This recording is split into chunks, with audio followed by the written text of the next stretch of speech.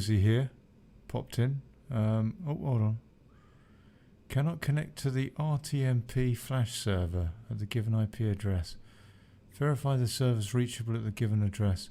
Hold on. All right. Okay. Hold on. I'm going to have to stop and restart.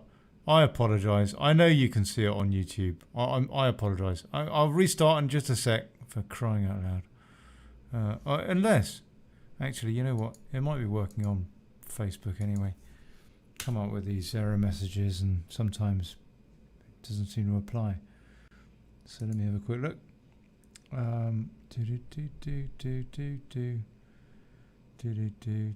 Nope, doesn't look like it. Doesn't look like it's there. On the I think it's everywhere else.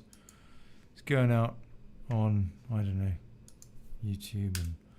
And so last night, you might have noticed, people, was a cataclysmic show, and so I'm, kind of starting a wee bit early tonight to get it right for tonight.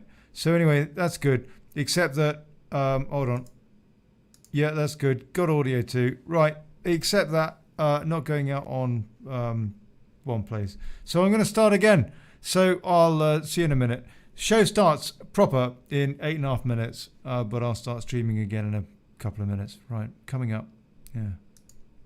Got the YouTube chats up for the show, and I've got the Daily Chaos chats up for the show because I've now got a TV connected to my laptop, so I can actually put some chats there and view them as well as.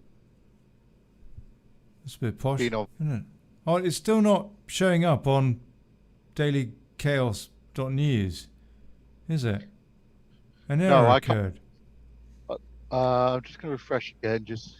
Hold on. I'm going to clear the YouTube cache in the admin settings on there. Coming up, folks, in 7.5 minutes. Just been trying to sort out some error message come up. The connection was severed to the flash server. I checked your connections with the internet. I don't know. I've got no idea. Anyway, right. Go away. Go away. Oh, edit. Oh, dear.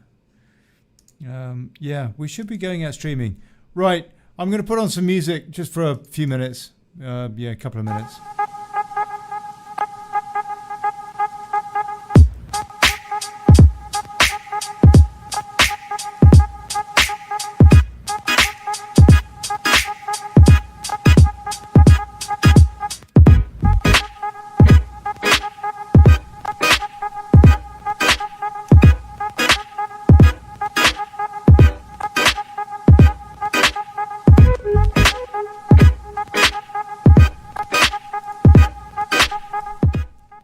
Oh, look at that. Oh, look at that. That now is beautiful. We've actually got an output on dailychaos.news. That's the place to go watch the show, folks, and get involved in the comments. There's old Piers just popped in.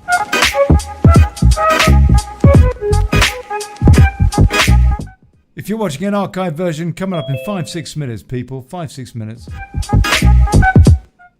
Hey, Piers. Oh, hold on. Feedback. There we go. That's better. Right. Yeah. Hey, Piers, Chris.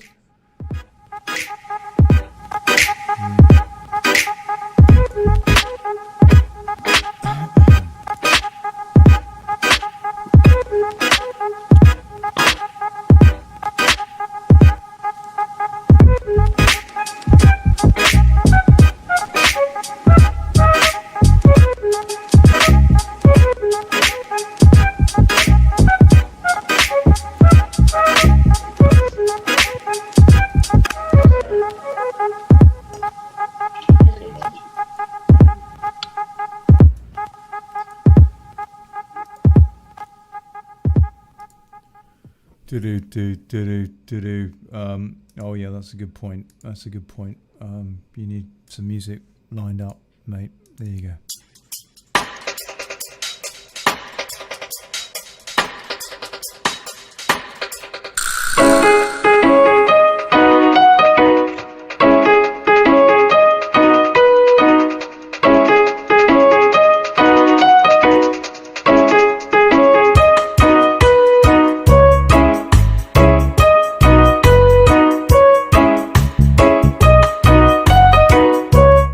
Well, look at that. It does appear that the tech is actually working tonight, more or less.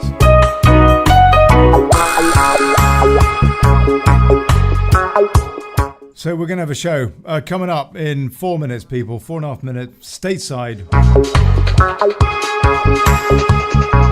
Because now we're, in the run-up to the November election thing, all that. That is just the emphasis, the theme, really, of the show from now till then.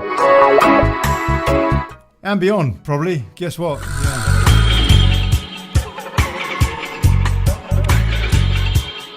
It was Brexit, wasn't it? Now it's all about that stateside election.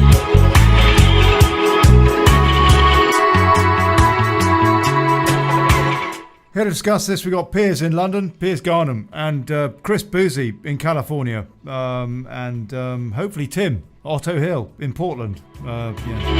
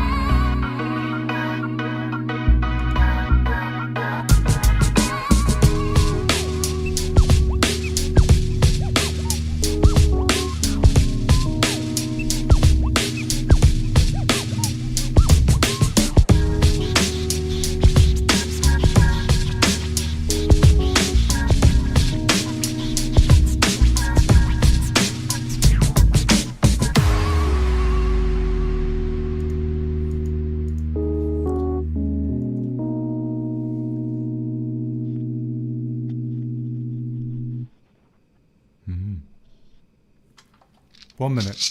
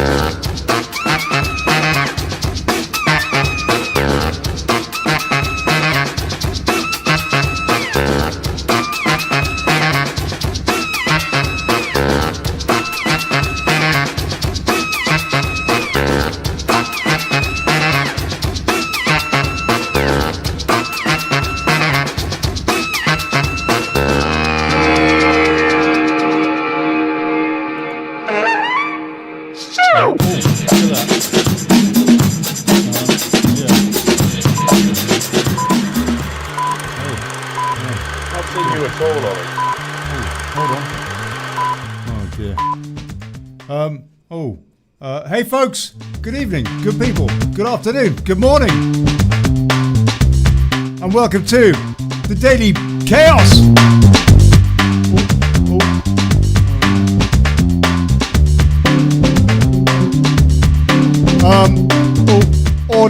ab KO. Know what I mean? Ordo ab KO.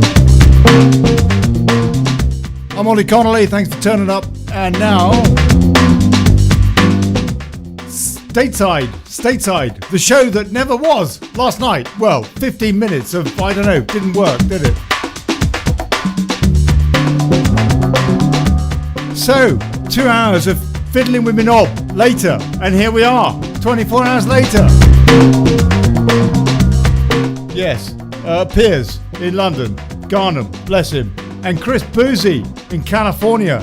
Good evening, gentlemen. Can you hear me, both of you? Yeah, we can hear you, but we can't see you. Oh no, you know what? Hold on, I'll do something about that. Oh, you can't see me on that thing. Oh, that's weird. I don't know what's happened there. Look, don't worry about that, Piers. We're going out. Everybody can see you. How are you? It's been a long time since we did a show together. You're must be married by now. Not quite. No, yeah. Cohabiting. We've managed to get through. We started living together in March, and we haven't killed each other yet. So I suppose that's a plus point, really. Yeah, we seem to have settled into cohabitation quite well. You basically, just to anybody that doesn't know, you were kind of forced into quarantine together-ish, more or less. You thought, why not? And got hitched.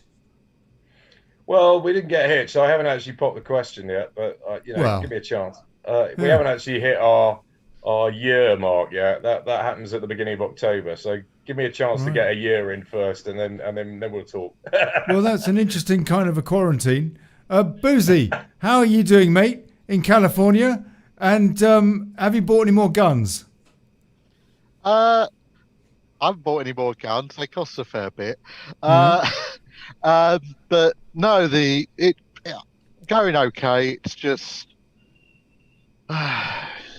everything that's going on, and over here, and you see one narratives are being played, and they've got no basis in reality. They're just like trying to, and when you try to explain, okay, what is going on right now? Give us a bit of an update on where you see this election off the back of these two conventions. Just a bit of show notes here, yeah? I took a couple of weeks off. I was supposed to be building the homepage for dailychaos.news and did some of that, but also got a bit carried away watching a lot of the Democratic National Convention and then the Republican National Convention, which was fascinating. And it seemed to me, you know what, I mean, this clearly is what's going on. You know, we started doing this thing, Daily Brexit, Piers and me, long time ago now, many, many years ago. Before that, it was jingly jangly. But we did Daily Brexit because that was the battle, the preeminent battle of our time in our land. But Brexit, part of this wider war on globalization. Now, this election is the latest reincarnation of, if you like, of that recurring battle, if you like, our American cousins. So this show is going to be concentrating big time on that. Chris, the polls, I don't know what to think of them, but they seem to be doing a massive turnaround for Trump. Biden is in his basement, and he seems to be found out. Yeah, a bit of that. Biden's just announced today that he's going to be starting a campaign, an in-person campaign.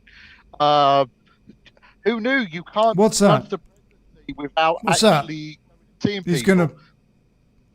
He's going to say what? He's going to let the milkman knock on the door so he can thank him for the. No, he's actually going to be leaving his basement. To open the front door, or to actually go out into America? Apparently going out into America, which is kind of surprising.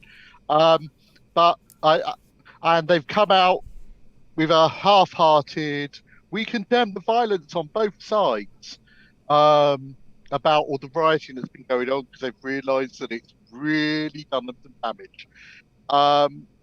And the outlay, the polling after the DNC saw a drop for the Democrats. Democrats. No bump. No bump. No, not even just no bump. Trump got one though. Yeah, exactly. And the interesting one is Trump got a 9% bump amongst the African American community. Really? 2% amongst Hispanics. Yeah. So Hispanics has gone up to 32%. And I think this isn't the Rasmussen, this is a different one. But, Right. Which isn't as favourable to him.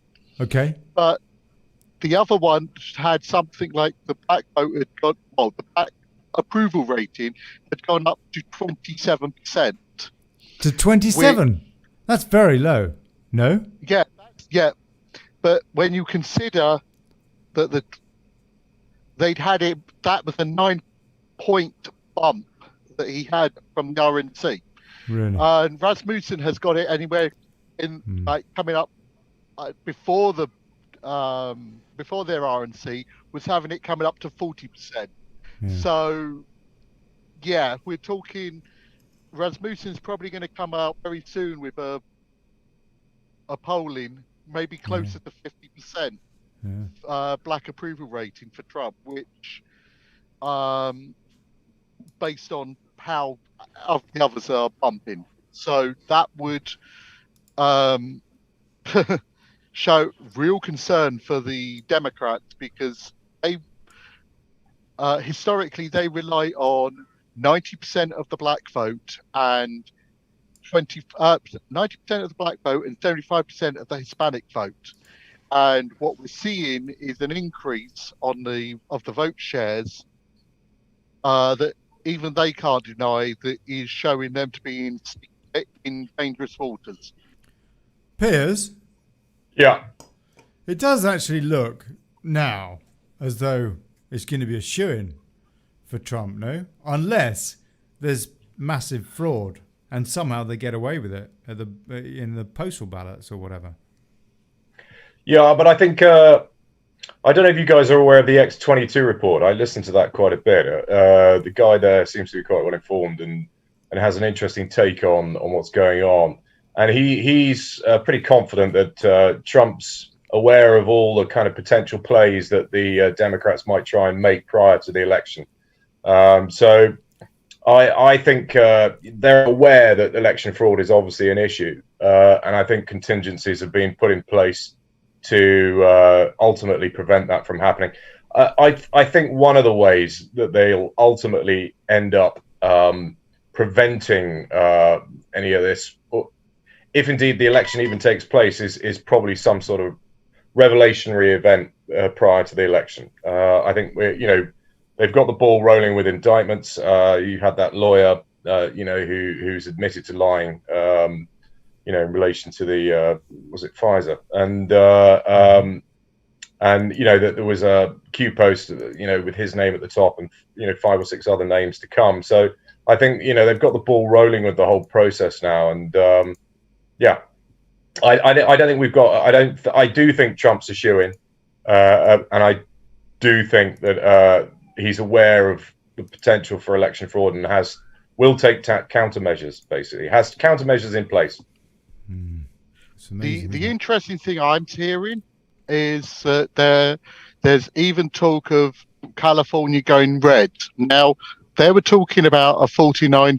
There's prior to that been talk of a 49-state landslide. I'll be blunt. If California goes red, that's going to be a 50-state landslide because California is that. It's unlikely. If anywhere go, if anywhere's blue, it's got to be California, and that kind of says where we're at. You've got New York and California who are basically vying for each other for being the most blue. California surely is pretty unlikely, Chris, but there is more of a chance that New York could go red. Well, what the interesting thing on California is actually it's the governor. The governor has I've just seen the downliner said that California has been blue for over a century, and that's actually false because California it's only within, Reagan. It went red for Reagan, and it was still red for Reagan, and it has been historically, California's has been a swing state, and it's only within the last 20 years it's been even considered to be a blue state.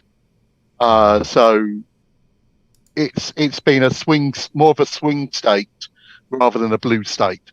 Unlike New York, which has been a solidly blue state. New York was the first one the Democrats targeted. So they went New York, then they gone California, and now they're trying Texas. If that's not a reason to vote for the the opposition, then I don't know what is. I do think Trump will win a landslide victory. Even the guy, what's the name of that director, that fat chap who did that film about 9/11 and Michael Moore. Yeah, that's right. That's him. Yeah. He's saying Trump's going to win by a landslide. So Is he? and he's deeply anti-Trump. So the writing's on the wall. I think that. Yeah, the rioting and it's clearly organised. They're coaching them in from outside cities in order to cause as much problems and damage as possible. You're such a skeptic, Piers. It's what? I'm such a skeptic. No, not at all. I mean, it's the world is waking up. The CDC reports come out. Of the 160,000 odd deaths that have been attributed to COVID-19 in the States. The CDC have adjusted their figures now to suggest that only 6% of those 160,000 are actually from COVID-19. So that brings the overall total down to less than 10,000. So yeah, that's right. That's right. Hold on a sec. Let's just go over that again, please. Let's just make sure we got this straight. Who was this body that said this? The Center for Disease Control. Okay, in the States, yeah. The CDC, they're kind of like mini WHO in the States. What have they said? Well, they've revised their figures down from, they suggested that 160,000 people had died of COVID-19 right. in the US, right. And they've now adjusted that to suggest that only 6% of their original estimates were legitimate. So that brings the total number of 6%. COVID deaths in the 6%. It brings the total number of COVID deaths in America to less than 10,000 since the beginning of lockdown. Yeah. The fact checkers, as I've seen people talking about, the fact checkers are trying to say that it's false, because what's actually been done is they've not said that those figures are wrong, but what they've actually done is they've put the figure that is died with COVID, and then they've put a separate died of COVID, which is like 6%, which is like the 6%.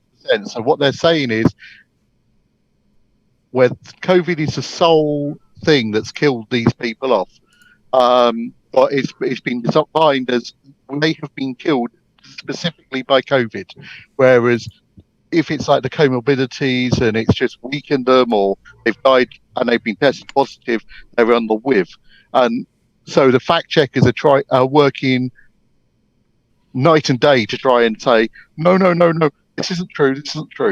But it brings in all kinds of interesting questions, because if you apply the same logic and statistics to the death rate in the UK, for example, it adds amazing weight to somebody like Piers Corbyn's argument that it's an overblown psychological operation. It's been deliberately inflated and exaggerated in order to. It's a deliberate psychological ploy on the British people. And you've had enormous rallies over the last weekend in the UK, in Berlin, in Japan, in Paris. All people, tens of thousands of people protesting, suggesting that lockdown is immoral, and that the COVID problem is being severely overblown and inflated. People are waking up en masse. I thought it was just me, you, and a handful of us who actually believe this, but no, it's very encouraging to see so many people on the streets, especially in Germany of all places. There were hundreds of thousands of people in Berlin over the weekend, and Robert F. Kennedy went out there to give a speech, suggesting that nobody should remotely take the vaccine, and the whole thing was a sham, and really? It's being used for alternative purposes. Yeah. Well, you know what? I apologise. I've just been trying to work out where we are streaming and where we're not streaming tonight because did have a big cock up last night and didn't want that cock up again tonight. But there is a bit of a cock up, semi-cock up, but not too bad a cock up. Not as bad as last night, that's for sure. So anyway, we're not streaming on my Facebook profile, but sod that because Facebook don't let anybody see it anyway. Sue Dacey says, I posted an article about this on Facebook and it was flagged up on their fact check, and I've just finished another 7-day group ban for putting up a piece about hydroxychloroquine, Chris and Piers, from this guy, Dr. Harvey Risch, who is a Yale epidemiologist or something, who studies viruses. He's got 300 papers to his name, this bloke, and he reckons that if hydroxychloroquine with zinc was prescribed properly, it would save tens of thousands of lives. And he's but Ollie, I put up a tens of thousands of people haven't even died. Hold on, I had it. Well, I put up a post about that. Just him being interviewed about his views. I've seen him interviewed on mainstream media. They always cut him short. This interview was with Mark Levin, who let him answer, and it was fascinating to hear his answers. But I mean, we've got the likes of Facebook that seem to think that their ex-CNN team of fact checkers, because that's where they come from, a whole load of them, apparently are more medical experts than this epidemiologist whatnot from Yale. That's where we are. That's actually also where I think the fight needs to go. If these people are making claims and trying to discredit an epidemiologist as a journalist, like you need to prosecute them. You need to are. charges against them as journalists for practicing medicine without a license. Makes you wonder, doesn't it? I mean, it is mad when you've got like Twitter MD is, I don't know, censoring somebody or other because they're sharing an article about hydroxychloroquine. Same on Facebook, same anywhere. I mean, who are these people? It makes you wonder. There is no real justification for any of that, is there, Piers? The censorship. Well, there is because we all know the reasons why they're banning all these drugs because they want to make $1 trillion plus out of selling the cure, to globally. They've vastly overinflated the potency of this virus, so they can shove this vaccine on us that we will have no insurance against. They won't be liable for any damage that it inflicts on people. And they're trying to rush this thing through. And we've just, with the new statistics that the Centre for Disease Control have just released, the problem is being severely inflated. And it's, the whole thing seems to be following a different agenda. They seem to be looking for a plausible excuse to stick a needle in everybody's arm. And it's got nothing to do with COVID-19. That's for damn sure, as bastards. The CDC put out these stats before, didn't they? And they said it could be, this was about the antibodies test. It could be that you got a common cold some stage in your life and therefore tested positive for coronavirus because it's one of the family or whatever, isn't it? And in other words, the stats crock. And similarly, with the death certificates, they said if in doubt, put COVID-19 on the death certificate as a cause of death. Or, I'll give you an example. Factor. I'll give you an example. Hold on, Piers. My point being, though, not so much that they've admitted this, but the fact is the media never reported that they'd admitted this and that the British government had told British medical practitioners similarly, if in doubt, put COVID-19 on the death certificate. And by the way, if afterwards there's an autopsy and the stats are changed, it will not affect the mortality rate, the official mortality rate. And so my point is that the media, that those facts are something and incredible. But the fact that the media doesn't report on them shows that they won't report on this either. They won't report the fact that the CDC is now saying only 6% of deaths are 100% about COVID. I mean, as Chris pointed out, 6% are COVID related. So COVID may have been something that pushed them over the edge because of the comorbidity issue. They may have been very frail. They may have had underlying health issues, and COVID was enough to push them over the edge. So, but in the vast majority of cases, people get over this without any worry whatsoever. I really genuinely don't believe that Boris Johnson had COVID-19. I think that was complete horseshit. I think he made the whole thing up. He was off doing something else. That's why, it may be standard protocol for the medical staff looking after somebody in that situation to sign the Official Secrets Act. But to be fair, I honestly don't think he was there. I don't think he's had it. I think he thought it might give him some gravitas, some empathy, give him some sort of stature, so he could speak about it and people would believe him because he's supposed to have had it. But I honestly don't, with the real morbidity rates sort of beginning to sort of bubble to the surface now, what's to say that Piers Corbyn isn't right? The whole thing is a bit of a hoax, and it's basically about subjugation and mind control in order to put the fear of God into people to such a degree whereby they'll all accept a vaccine that's untested or not sufficiently tested, where the liability or responsibility for any kind of injury caused by these vaccinations is not held by the people producing it. It's an absolute sham. It's. I won't take this thing for love nor money. They're going to have to drag me there and chain me down before they stick anything in my arm. I tell you. Well, this interesting thing. This vaccine these vaccines that they're pushing, because for them to be able to do it this quickly, they have to use this type of vaccine. It's not a traditional one because because of the type of disease it is, you can't use part of the disease. Let's just say you can't use that a dead version of it to inject, and as they usually do. So what they've done to fast track it is they've gone down the mRNA route, which was a thing that they were researching and thinking about doing, and they've been allowing them to do it for this thing. But there's never been an mRNA vaccine.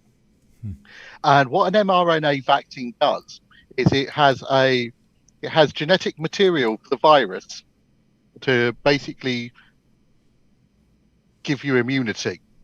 But what that does is that fuses with DNA. So it will genetically alter your DNA makeup to genetically make you immune to the virus. Now, they don't know how these things work. They've never done one successfully. And it's talking about making genetically modifying you as an individual. Right. These types of tests and things are prohibited for testing. You're not allowed to do genetic modification of humans. It's prohibited. So what they're doing is they're doing this and getting permission to do this. But like every other genetic disease, there is no cure for a genetic disease. So if there is any mistake made with this vaccine, if it has any side effects, if it damages you genetically, you're stuck with those problems. And that's why they're being given immunity, because there is nothing they can actually do to fix you. So you're just going to be left with an almighty payout. The whole thing is a sham. The whole thing is a sham.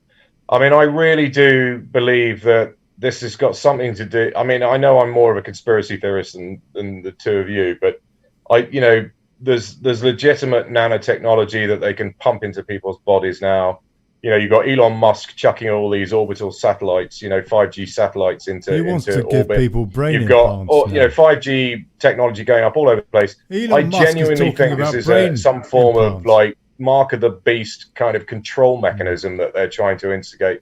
It'll be a cashless society. You'll have to wipe your hand over a card reader, in order to pay for something. And if you misbehave, they'll turn off your bank account. I mean, this is essentially where we're going, and it's fast track. Yeah. This is Agenda 21, Agenda 30. This is what it's all about. But this is why I think something is going to happen prior to their ability to try and put these needles in our arms. I think something's going to go down.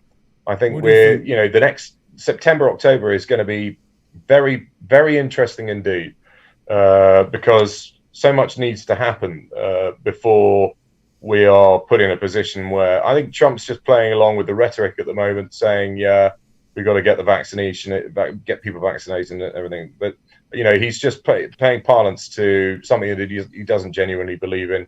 A lot of what Trump says is misdirection. And it's designed to, discombobulate. It's designed. Yeah. Why, Piers? Why? Before Chris expands, why? Well, because there are a huge number of programs going on in the background at the moment. There's a lot of strategic activity going on. That they're bringing down they're closing down all the human trafficking operations across the globe. Yeah. A lot of people think the bomb in Beirut was somehow connected to human trafficking. That was clearly a nuclear warhead, a bomb that was one of these nuclear warheads that doesn't leave a huge radioactive signature. Maybe, and it could just have been the fact that there was a load of nitrate. Something. No, that's absolute horseshit. You don't get an explosion of that size from just nitrate or fireworks. You just don't. It was a massive explosion that literally took out the whole of that area of the bay. The sea just completely swept in because it left a crater, such a vast crater. It was one of these what are they called? I can't remember the name of the weapon now, but look, they don't hold leave. On. We're speculating there. But I do think there are lots of operations going on in the background right now that need to have a degree of they need to remain hidden. They don't want them coming out in the mainstream media, nor are they likely to anyway, because I do think there's a huge operation going on to take down a lot of these human trafficking operations across America and the rest of the world. Why do you think Trump doesn't talk about Agenda 2030? Really? Why doesn't he talk about UN 2030? He probably will at some stage, but at this stage, his handlers, the people that are feeding him his lines, I mean, they do give him a degree of autonomy. Okay, but let me ask you another question. A lot of what he has to say is fed to him. They give him a topic to talk about, and he's quite good at sort of drifting about and not making a great deal of sense. Being very vague about what he's really saying. Okay, our British politicians are absolute lords and masters at doing that. Okay, let me ask you another question, and you'll see where I'm going with this. Why doesn't Trump talk down the idea of vaccination? If you listen to him, it sounds as though he wants all of America to get vaccinated, mandatory vaccination. He doesn't say mandatory, but he talks about rolling out this vaccination and how it's the big savior type figure. He's got to be on point with that, because the American people, as they have everywhere else, have been suitably frightened and scared to believe that COVID is a serious threat. So you think it's 4D chess? I do. I think he's being fed lines. He's being told to play along with the vaccination agenda currently, but I do not think that will ultimately happen. I do not believe COVID is a great enough threat to humanity to justify a global or a mandatory global vaccination. And if they are trying to push that agenda genuinely, then there are ulterior motives, and it's got nothing to do with COVID. I think this is interesting, and this is what I was actually trying to go on to. Mm-hmm. He stated that the military are going to be the ones that are put in charge of the administration of any vaccine. Mm-hmm. Not the medical side or anything like this. He is the commander-in-chief, which means he's actually saying the people I directly instruct to do stuff are going to be the ones who will administer any vaccine for this. So what he's saying with one thing is, yeah, we're going to have this vaccine and we're pushing for it and all this, and at the other side, where people think that these vaccines are going to be good, that gives them hope. It keeps people from going, oh well, we're not going to have a vaccine, and he's pushing this whole thing because they're saying we can't open until there's a vaccine. So it's like, okay, well, there'll be a vaccine and you'll be free to take it and the military will administer it and that's perfectly fine. And all those people who are really pro the vaccines are going, yes, he's going to make sure that the military force people to have them and blah, blah, blah. At the same point, you've got this whole thing of what? He can say, yeah, the military is going to administer it, but I'm not giving them authorization to administer this because we've deemed that it's not safe. And if it's not being supplied, right. if he says the military don't, they don't. Yeah. So he has to play along with certain narratives, and this is one of them. The supply process for the vaccine. The vaccine. I mean, he I don't believe for a minute that he thinks that the vaccine is a good idea. I mean, especially with what we've learned about the vaccine. It's genetically modifying human beings. I mean, this is turning people into frankenfood. We don't like the fact that they genetically modify our grub. You're turning a natural order of things into a human-made genetic composite. And we don't know what the long-term effects of these things. But what I'm saying is, I don't want to be genetically modified corn or genetically modified soy. I'm not soy. I'm not corn. I'm a human being. I'm not having them playing Russian roulette with my genetic makeup. No way for love nor money am I going to let them put that in my arm. No way. Same here. And the thing that I'm seeing over here is they're more or less.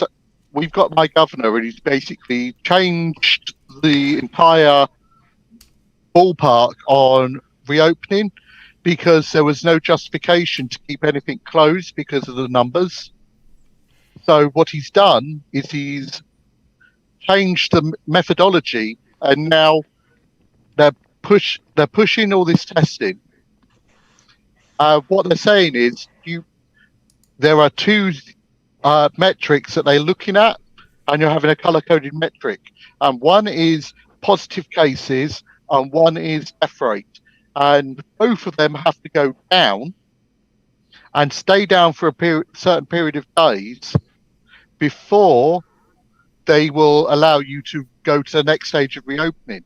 So what he's actually done is he's done it that, okay, we're going to ramp up the test. We're going to continue to make sure that people are being tested. And if people test positive and the numbers of people testing positive goes up, then the numbers aren't going down. So we're not going to move to the next stage. And he's basically artificially forcing the states to stay closed. And because it's different stages, certain things can be open and certain things can't be open at different stages. So it's a way for him to stop schools being reopened or certain types of businesses being reopened. It's pure control, and we're now at a point where we've got state representatives who are actually going to court to try and go to court and going into the legislative bodies and to demand that his emergency powers are removed. Because say, Chris, why is your audio so choppy? It is so choppy tonight. I think it's you, because Piers' audio is good. I know you've lost some of your feeds. Yeah, I know. Well, there's been buffering and stuff. I'll tell you, I don't know. Maybe that's something. Am I any better now? No, not really. It's that microphone is, well, crap. I'm just using my laptop. I know, and it's actually better, Piers. It's better. And Chris's. I wonder it's picking him up, but it is. I'm sure it is. I don't know what sort of an equalizer you put that through, Chris, or whatever, but it is just no idea. I give up. At least I can roughly hear you, but it doesn't. Anyway, John Piers points out that I've been making my website for quite a long time. Yeah, you're quite right. That is true. Truth seeker, Trump has to offer options. Vaccines been one option, just as you would for the flu. The downliner and the Democrat versus Republican perception is a farce. Let's hope that is not the case. Well, that's the whole point about Trump, isn't it? Because I don't think he is a Republican, is he? And I don't think he's a Democrat. And therefore, has he not broken duopolistic politics? I don't know. It seems to me that is the big hope with him anyway. Dr. Dawson, this is just a simulation for 2030 to see what you people think and just feed off it on how to go forward. The downliner, we should just let the leaders take it, the vaccine. Then if after 4 years they're still alive, we'll consider it. John Piers, I'll kill or be killed if anyone does something that I don't want to do. John Piers, what choice does the world have? And that really is it. I guess just on this vaccine thing, what choice actually would we have? I guess it would be you certainly can't fly or go outside the country on holiday or something if you haven't, I don't know, been chipped or got some sort of a vaccine passport or what. No, I mean, that's basically where we're going with that. And people will be held, penned in to their house, pretty much. That's the way it will go. No? If the deep state continues to maintain control, and that's the whole thing behind it. That's the $100 million question, isn't it? I mean, I think they're on the run now. I mean, I think they're setting Joe Biden up for a fall. I think they may even shove Michelle Obama into the race, or I don't know. But the guy could barely string a sentence together. I wouldn't. Do you even think be he's going to surprised make it to the debates? What? Do you think he'll make it as far as the debates? No, I don't. I mean, he can't string a coherent sentence together. I think they're using deep fake technology for the these speeches that he makes, that they can because they've now got the technology where they can put words into your mouth. They can use audio resonance technology to make voice sound exactly like Joe Biden, and they can move the lips and mouth to make it look exactly like he's talking. But it's not actually him saying or doing any of it. This technology exists, and I think they've been already using it on some of Joe Biden's recent speeches, because when they actually have no choice but to let him out in public and talk, he can't actually string a coherent sentence together. So there's no way on God's earth he's going to debate Trump on live TV. It just can't happen unless they put him in a hazmat suit where nobody can actually see him. They're telling everybody it's Joe Biden, believe us. I think that, and call me a cynic, I think he's going out now and going to do all these things, all these meetings, and he's suddenly going to come down with coronavirus. Yeah. And basically they're going to use that he's still the candidate, but he's suffering from coronavirus, and that's why he can't debate. And then he's going to die of coronavirus the day after the election. I think that's what they're going to do. And they're going to say, well, he wasn't sworn in, but we're going to have this person, it's Kamala Harris. This is their plan, because they're going to play, what I think they're going to play is they're going to play the sympathy vote for him having been forced to go out campaigning by Trump and then suffer from coronavirus. And they're going to play the sympathy card. I think that's what they're backing on. Yeah, check this out, guys. Check this out. I don't know if you can see this, but listen to this. This is Biden the other day. I don't know, confusing something.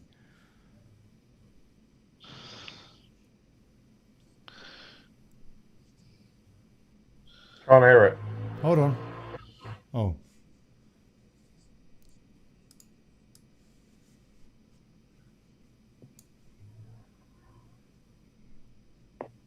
Oh no, you couldn't hear COVID that. has taken Here this we go. year, Listen to this. just since the outbreak, it's taken more than 100 years. Look, here's the lives. I mean, think about it. More lives this year than any other year for the past 100 years. Hold on, I'm gonna play that again. I'm sorry. I'm trying to work out. He's making a point here that COVID-19 is extraordinarily dangerous, killed more people than in the last 100 years apparently. Listen to this again. This is Joe Biden trying to sound as though he's not, I don't know, a complete numpty basically. COVID has taken this year, just since the outbreak, it's taken more than 100 years. Look, here's the lives. I mean, think about it. More lives this year than any other year for the past 100 years. That sums it up, doesn't it? I mean, that is the reason that they can't afford for this guy to leave his basement. I'm serious here. If you believe that Biden is playing with a full deck when you listen to his speeches, you need to go get yourself assessed by a mental health practitioner.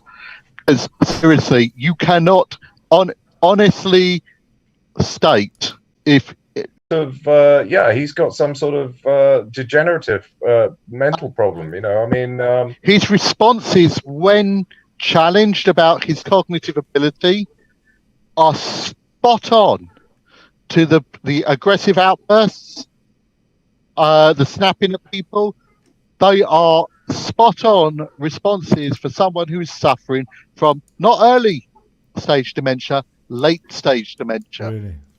You know. So why do you think that if it's obvious to everybody that he's got a serious problem? Why do you think they're putting him forward as the presidential candidate for the Democrats?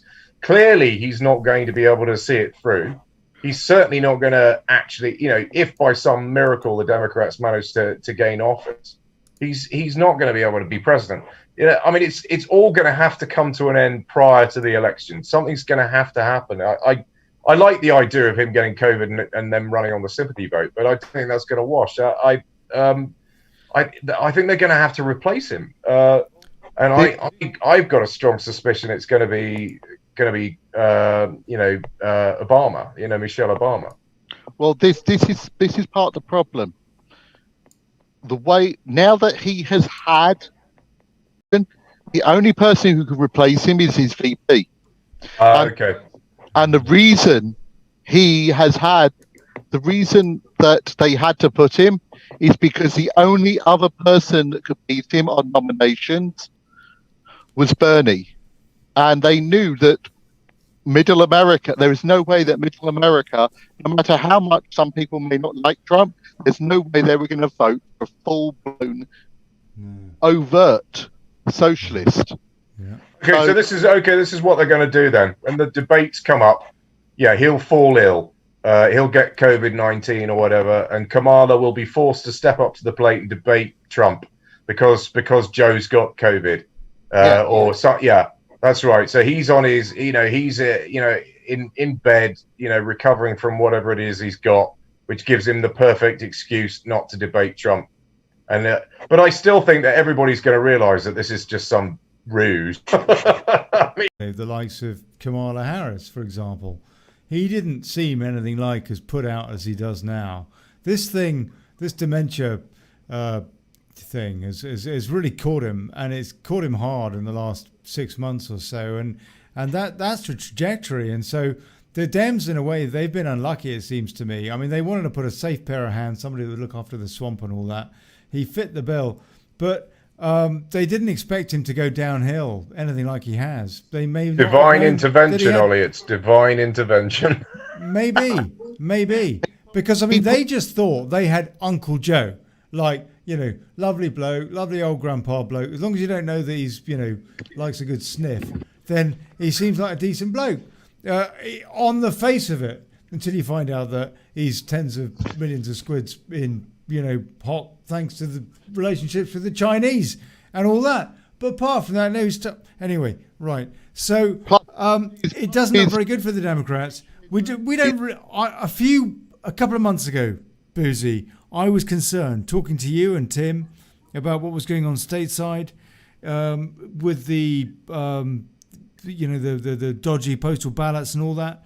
Now, would you say this is a shoo-in for Trump, or is there still a worry about the legals about this? I would say this is where we're at now. That if they have figured out a way to deal with your audio, with your bloody microphone, with your sound card, your what is it, Chris? I don't know what it is. I think it is something on your machine, mate.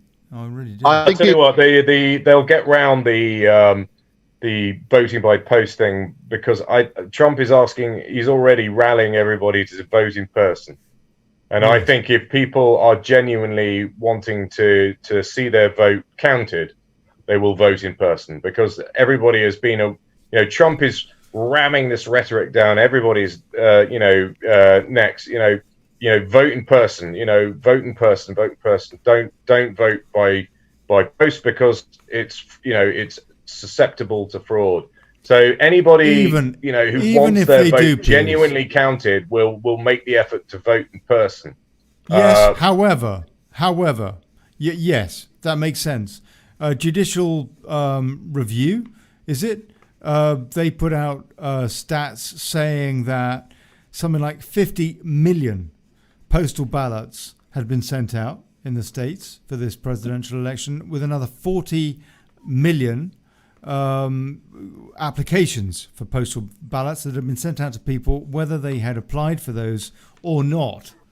Well, they can't forcibly make...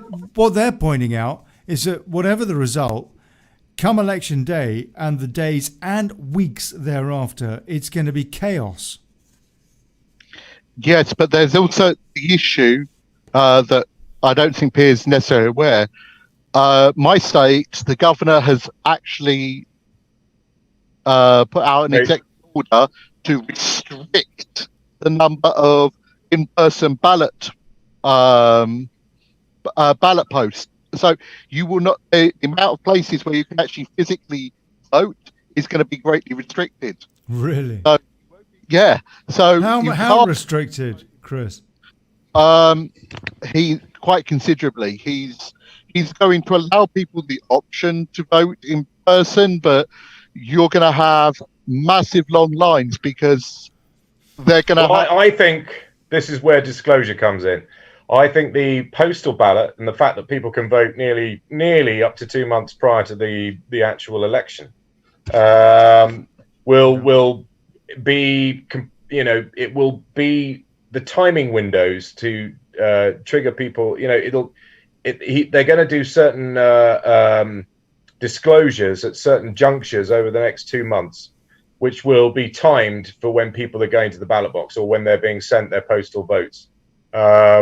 I know that there's a problem with ballot malfeasance and people changing them, and yes, a number of fraudulent ballot papers have been sent out. But if we sort of disregard that for the time being, I think we're going to get a number of disclosures made over the course of the that are going to be timed with the ballot papers being released in certain states and certain counties and certain states, where people are going to suddenly be hit with a piece of information that's going to sway them in a certain direction and galvanize very much wholeheartedly the way they're going to vote. And they're going to probably concentrate this on swing states or areas where there are a lot of undecided voters, sway them in one direction. What would you say, moving on a bit, what would you say to people in Europe, say, or in the UK or anywhere outside of the States to listen to a show like this and why do you care? It is fundamentally important because, this goes back to the way the world's being run. I personally think that the whole of the last sort of 120 years has been a lie. I think ever since the inception of the Federal Reserve in 1913, the world has ultimately been a complete fabrication. I think the bankers and these people who have been, printing money and lending it to the American government, the British to the American government at interest. They've basically been playing everybody off each other. They've been allowing, the First World War, Second World War to happen and every subsequent large war they've owned both sides of the equation. They've been making vast sums of money, warmongering, and they've also been dealing directly with the heroin growers in the Middle East and the cocaine growers in South America. Making trillions in off-book currency. I mean, the Clinton Foundation was one of the main laundering centers for a lot of the cocaine cartel money in Arkansas. This can be proven. I mean, they even put it in a Tom Cruise film. Tom Cruise was playing this character in a film called American Made, where, I've mentioned this on your show before, where he, he's flying cartel cocaine into the Americas, and the CIA have given him a landing strip, an airfield in Arkansas. So right next to where Bill and Hillary were based, running the Clinton Foundation. And he's busted by the district attorney in Arkansas, in Little Rock or whatever, and she's going to throw the book at him for drug trafficking, and he's like, I'm going to walk out of here. And they get on the phone to who? But Bill Clinton himself, and he says, let him go. So there was a heavy insinuation in that film to suggest that, the Clintons have known about, operations smuggling drugs into the Americas for this is what people don't seem to be able to comprehend. They can't. One thing that's interesting about history is, yes, it did play out in many respects the way the history books have written, but the people pulling the strings, the ones that have created all these scenarios, that's where the lies lie, at the top of the deck. So the reasons why World War I happened and who was playing who against who was where the conspiracy lies. The same with World War II and every other subsequent major war that the world's seen in the 20th century. The ones pulling the strings at the top of the pile that are instigating the whole process, they're the ones. That's where the conspiracy lies. When we read our history books and read about history in detail, that is essentially how it played out. But the overriding reasons and motivations for these instigating the whole process, they're the ones. Sorry, carry on.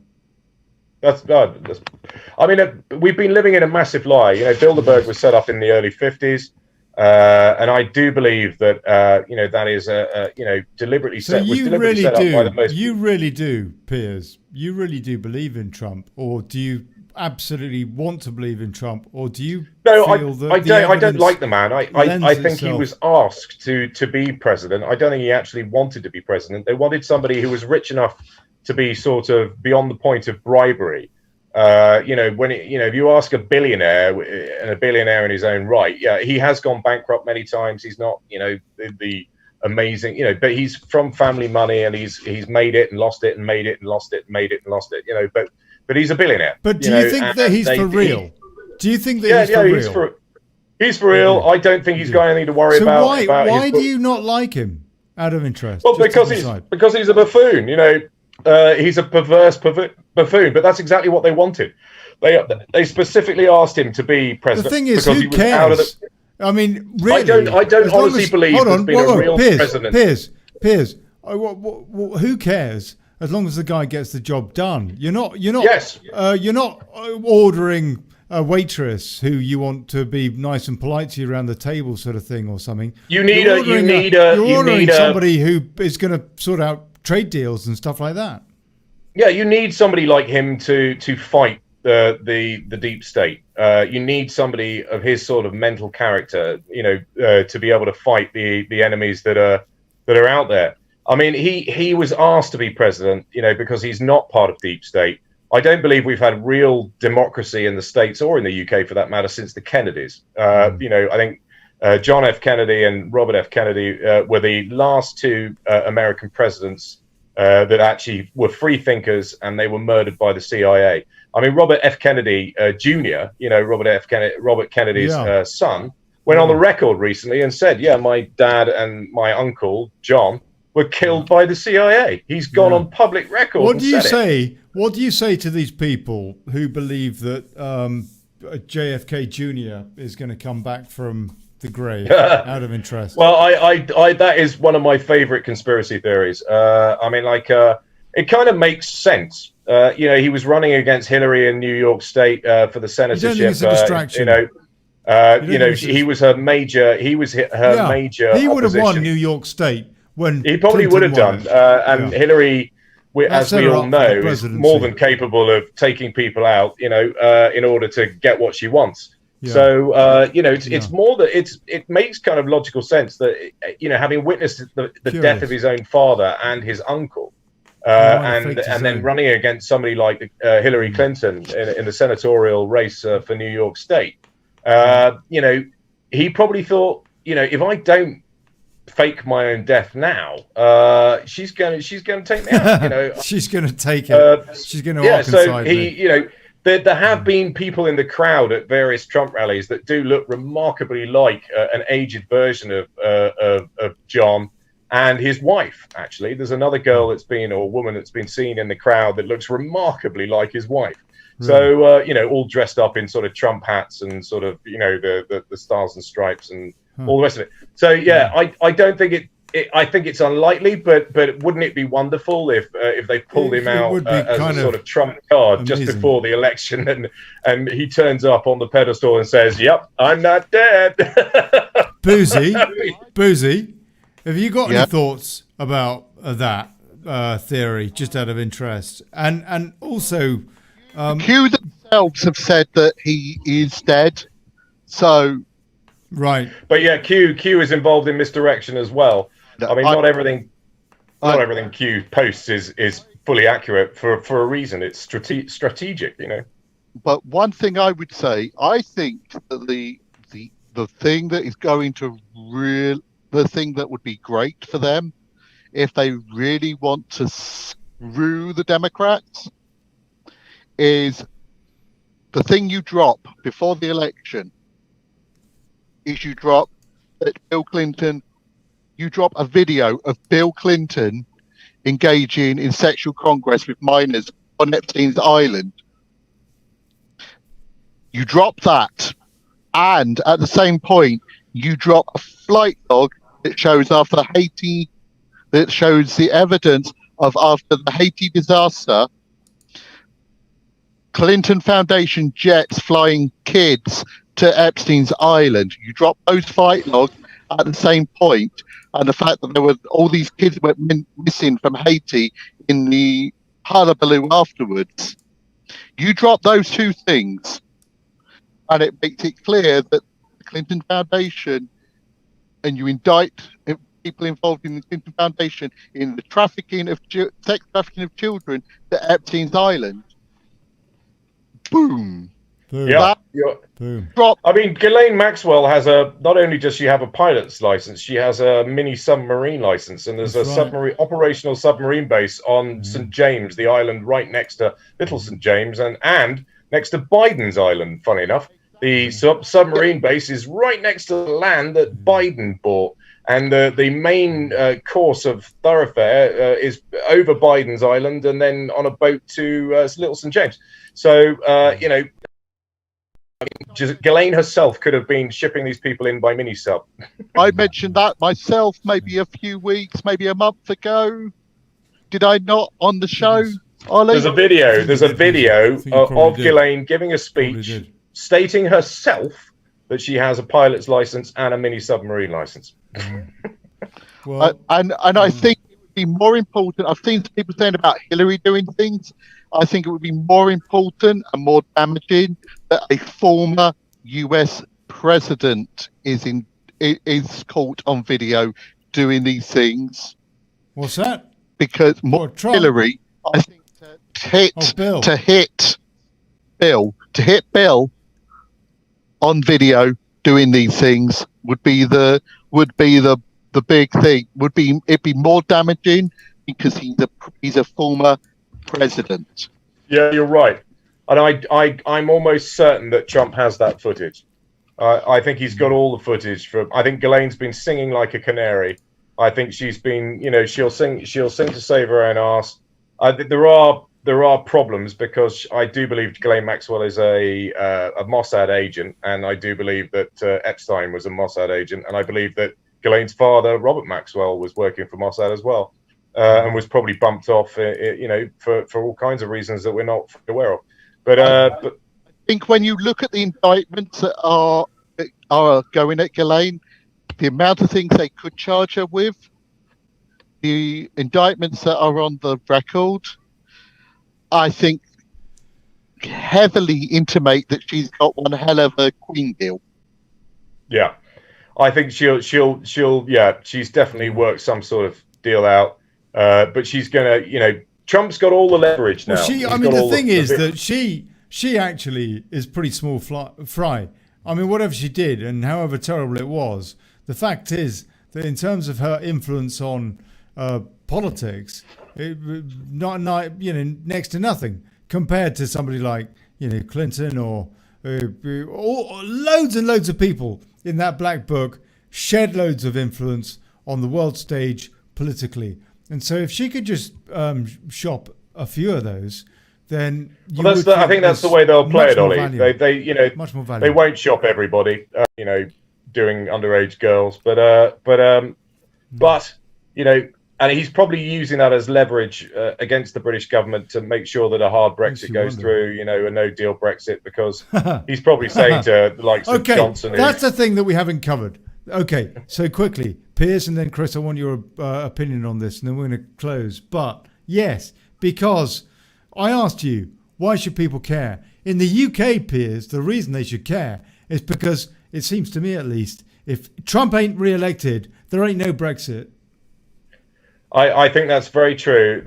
Even some of the mainstream newspapers have been running articles suggesting that Trump doesn't, Boris and his coterie of close cabinet and advisors are desperate for Trump to lose the presidential election so they can put through May's already agreed plan, which is basically total subjugation to the EU in infinitum. Ad infinitum. It's a worse position than we are currently in now. And I think, I don't think, as I was trying to point out earlier on, I don't think there hasn't been proper democracy in the States since the Kennedys, and I don't think there's been proper democracy in the UK either. I think the sort of dual party system, or near as damn it, Conservative, Labour and the Libs or whatever, but mainly Labour, Conservative, Democratic, Republican. I think this is just a smokescreen.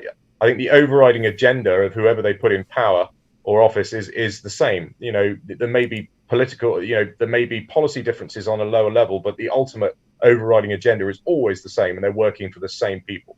So whether you elect a Blair or a May, it makes absolutely no difference whatsoever. And I think Boris is exactly the same. But I do believe Trump has all the goods. I think he's got so much dirt on the British establishment that he's using that as leverage and basically threatening to release all manner of horrors on the world. Andrew on Pornhub doing, said little girl or whatever. If they don't agree to to negotiate with the European Union a deal that is favourable to the states. So I think this is the position we're in. I think in many respects, Boris, who I don't believe is trustworthy, is between a rock and a hard place. His overlords are telling him to try and remain as close to the EU as possible, but at the same time, they're fully aware of just how much dirt Trump actually has on the British establishment and how much damage that could do. I mean, if Andy ends up on Pornhub, doing some underage girl, then that's the end of the monarchy. That's how much power and influence Trump has over the British establishment right now, and they absolutely hate him for it. Boosey? Yeah, and I think I think this is going to be big, and I think a second Trump presidency is going to cause all manner of changes to British society, and I wouldn't be surprised if we had a change of monarchy, as in dynastic change of monarchy in the second term of Trump's presidency, due to the legitimacy of the House of Windsor. Further to that, I think where you say that the House of Markle. No, I'm talking about the actual legitimate family that has claim to the throne over the Windsors. Now, what I would also say is really interesting is you say that Trump is not a Republican. If you actually look at the history of the Republican Party, Well, you could argue that he's more Republican than any of the Republicans, but put it this way, he's not the same as the rest of the people in the GOP. Yeah, that's what I'm saying. I think he's taking the Republican back to its roots. Yeah, and you he's could argue. the first Republican president that we've had in decades. And he is a true Republican rather than... So they joke about the Trump